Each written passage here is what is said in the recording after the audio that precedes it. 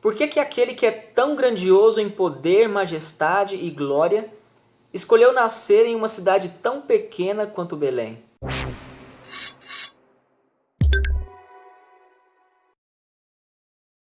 Cristo nasceu em Belém da Judéia e assim se cumpriu a profecia que está em Miqueias capítulo 5 e versículo 2, que diz: "E tu, Belém Efrata, pequena demais para figurar entre grupos de milhares de Judá, de ti me sairá o que há de reinar, aquele que é desde os tempos antigos, desde os dias da eternidade." O que nos chama a atenção nessa profecia é o contraste imediato que é feito com aquilo que é tão pequeno para aquilo que é tão grande.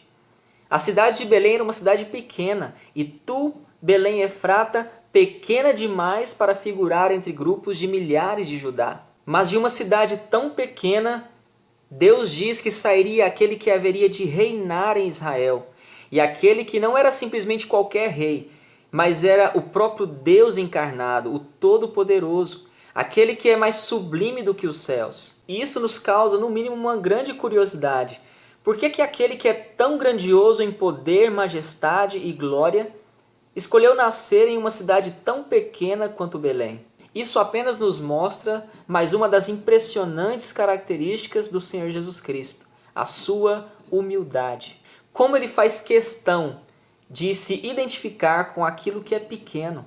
Ele se identificou com os homens de pequena fé que estavam com ele no barco, em Mateus capítulo 8, versículo 26. Ele se identificou com a viúva que tinha apenas 2 pequenas moedas, em Marcos capítulo 12, versículo 42. Quando os discípulos estavam impedindo as crianças de chegarem até o Senhor Jesus Cristo, ele disse: "Deixai que venham a mim os pequeninos, não os embaraceis, porque dos tais é o reino de Deus." Ele disse aos discípulos: "Não temais, ó pequenino rebanho, porque o vosso Pai se agradou em dar-vos o seu reino." Em Mateus capítulo 25, versículo 40, o Senhor Jesus Cristo nos considera como seus pequeninos irmãos. Ele se identificou até mesmo com Zaqueu, que era um homem de pequena estatura. Ele se identificou com Paulo, que se considerava o menor de todos os apóstolos. Cristo disse em Lucas capítulo 10 e 21, "Graças te dou, ó Pai,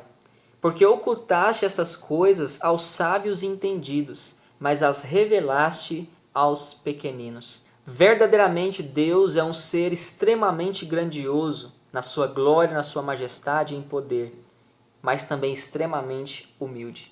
Ele nasceu e foi colocado numa manjedoura, um lugar que ficam não pessoas, mas animais, porque não havia lugar para ele na hospedaria.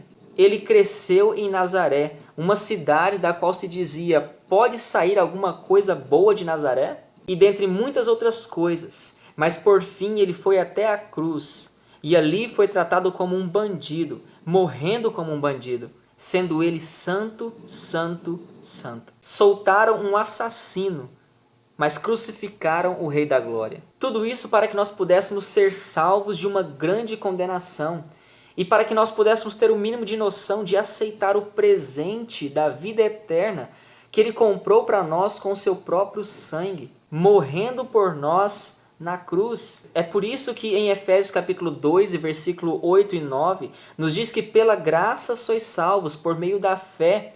E isto não vem de vós, é dom de Deus, não de obras para que ninguém se glorie. Porque Ele já fez tudo. Ele morreu por nós, Ele veio até este mundo, foi desprezado, foi crucificado. E o seu sangue naquela cruz pôde comprar para nós a salvação eterna e nos dá a possibilidade de estarmos eternamente com Ele nos céus. E mesmo assim não seria possível que as nossas obras pudessem realmente nos salvar. E o que você vai fazer com essa verdade? Continuará vivendo como se isso simplesmente não fosse verdade, como se nunca tivesse ouvido isso? Ou vai permitir que, mesmo você sendo tão pequeno, venha habitar em você aquele que é mais sublime do que os céus? Deus amou ao mundo de tal maneira que deu o seu Filho unigênito, para que todo aquele que nele crê não pereça, mas tenha a vida eterna.